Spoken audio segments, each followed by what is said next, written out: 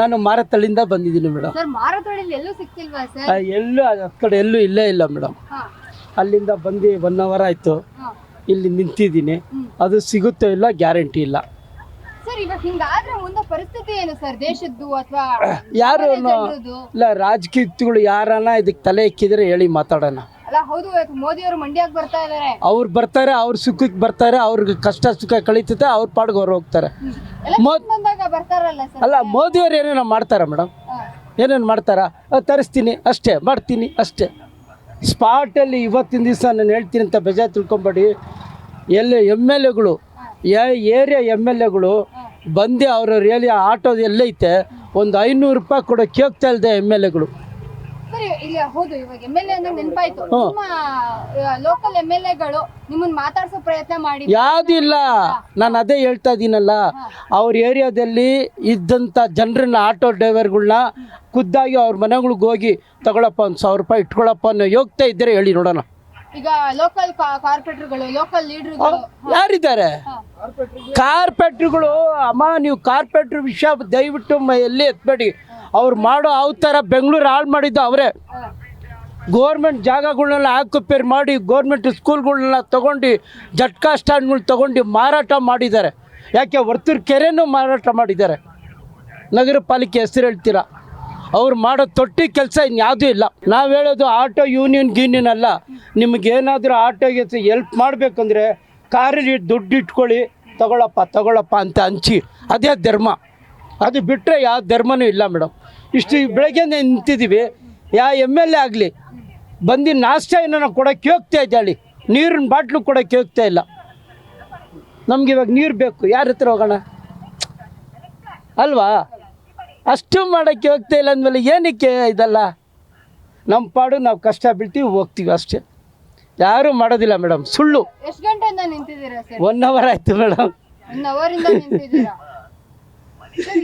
ಇನ್ನೂ ನೋಡಿದ್ರೆ ಕ್ಯೂ ನೋಡಿ ಇನ್ನೂ 1 hour ಆಗ್ಬೋದು. 1 hour ಆಗುತ್ತೆ. ಈಗ ಎಷ್ಟು ವರ್ಕೌಟ್ ಆಗುತ್ತೆ ಸರ್? ಏನು ಸ್ವಂತಕ್ಕೆ ಅದೇ ಏನೋ ಜೀವನ ಮಾಡಬೇಕಂತ ಮಾಡ್ತಾ ಇದ್ವಿ ಅಷ್ಟೇ. ನೀವು ಅಷ್ಟೇ ಏನೋ ಒಂದು ಆಯ್ತಂತ ನೀವು ಮಾಡ್ತಾ ಅಷ್ಟೇ. ಇನ್ನೇನೇನು ಎದುರು ನೋಡಬೇಡಿ. ಯಾವ ಸರ್ಕಾರನೂ ಏನೂ ಇಲ್ಲ. ಓಲಿ ಫ್ರೀ ಬಸ್ ಬಿಟ್ಟವನಲ್ಲ, ಬಿಟ್ಟಿದಂತಾನೆ. ಕರ್ನಾಟಕ ಜನಕ್ಕೆ ಏನಾದರೂ ಕೊಟ್ಟಿದ್ದೀನಿ ನಾವು ಎದೆ ಮುಟ್ಕೊಂಡು ಹೇಳ್ಬೇಡಿ ನೋಡೋಣ. ಕರ್ನಾಟಕ ಜನಕ್ಕೆ ಏನಾದರೂ ಸಿಕ್ಕಿದ್ರೆ ಹೇಳಿ ನೋಡೋಣ. ಅವರೆಲ್ಲ ಇಲ್ಲಿ ಬರಲಿ ಸರ್, ಬರಬೇಕು. ಅವರು ಒಂದು MLA ಬಂದು ತಗೊಳ್ಳೋ ಕೊಡಿ ನೋಡೋಣ ತಾಕತ್ತಿದ್ರೆ. ಅಲ್ಲಿ ಇದ್ದಾವೆ 8-9 ಬಂಕ್ ಇದ್ದಾವೆ, ಎಲ್ಲ ಖಾಲಿ ಇದ್ದಾವೆ ಎಲ್ಲದಲ್ಲೂ.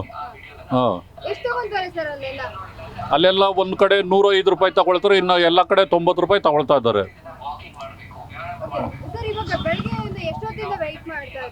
ಈಗ ನಾನು 1 hour ಇಂದ ವೆಯ್ಟ್ ಮಾಡ್ತಾ ಇದ್ದೀನಿ.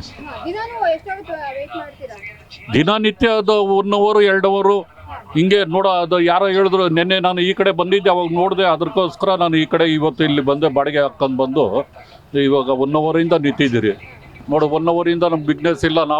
ನಮ್ಗೆ 62 ವರ್ಷ ವಯಸ್ಸಾಗಿದೆ. ಈ ವಯಸ್ಸಲ್ಲಿ ನಾವು ದುಡಿಬೇಕಾದ್ರೆ ಕೂಡ ಈ ರೀತಿ ತೊಂದರೆ ಆದರೆ ಅದು ನಮ್ಮ ಬೆಂಗಳೂರಲ್ಲೇ ತುಂಬ ತೊಂದರೆ ಆಗಿರೋದು. ಈಗ ಎಲ್ಲ ಸ್ಟೇಟಲ್ಲಿ ಗ್ಯಾಸ್ ಸಿಗ್ತೈತೆ, ನಮ್ಮ ಕರ್ನಾಟಕದಲ್ಲಿ ಮಾತ್ರ ಗ್ಯಾಸ್ಗೆ ತುಂಬ ಅಭಾವ ಆಗಿದೆ ಅಲ್ವಾ? ಎಲ್ಲಿ ದುಡಿತೀರಿ ಮೇಡಮ್? ಇಲ್ಲೇ ಟೈಮ್ ಆಗತ್ತದೆ ದುಡಿಯೋಕ್ಕೆ ಟೈಮ್ ಇಲ್ಲ. ಅದರಲ್ಲಿ ಇದು ರ್ಯಾಪಿಡೋ ಎಲ್ಲರೂ ಅವರು ಇಷ್ಟು ದಿನ ನಮಗೂ ಚೆನ್ನಾಗಿ ಉಪಯೋಗ ಮಾಡ್ಕೊಂಡು, ಇವತ್ತು ಅವರು ಚೆನ್ನಾಗಿ ಉಪಯೋಗ ಮಾಡ್ಕೊಂಡು ಕಮ್ಮಿ ಹೊಡಿತಾವ್ರೆ ಮೀಟ್ರ್ ಬೆಲೆ. ಮೊನ್ನೆ CV ರಾಮನಗರದಿಂದ ದೊಡ್ಡ ಕನ್ನಲ್ಲಿ ಹೋಗಿದ್ದೀನಿ. ನಾನು ಡೌಟ್ ಆಯಿತು, ಮೀಟ್ರ್ ಹಾಕಿದ್ದೀನಿ. ಮೀಟ್ರು 250 ರೂಪಾಯಿ ಮೀಟ್ರ್ ಕೊಟ್ಟಿದ್ದೆ, ಅವನು 230 ರೂಪಾಯಿ ಕೊಟ್ಟಿದ್ದಾನೆ ರ್ಯಾಪಿಡೋದವನು. ಈ ರೀತಿ ಮಾಡಿದ್ರೆ ನಾವು ಎಲ್ಲಿ ಗ್ಯಾಸ್ಗೆ ನಾವು ಸಂಪಾದನೆ ಮಾಡೋದು ಗ್ಯಾಸ್ಗೆ.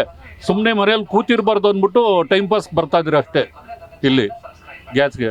ಸರ್ ಹಿಂಗೆ ಆಗಬಿಟ್ರೆ ಬಡವರು ಏನು ಬದುಕಂಗಿಲ್ಲ.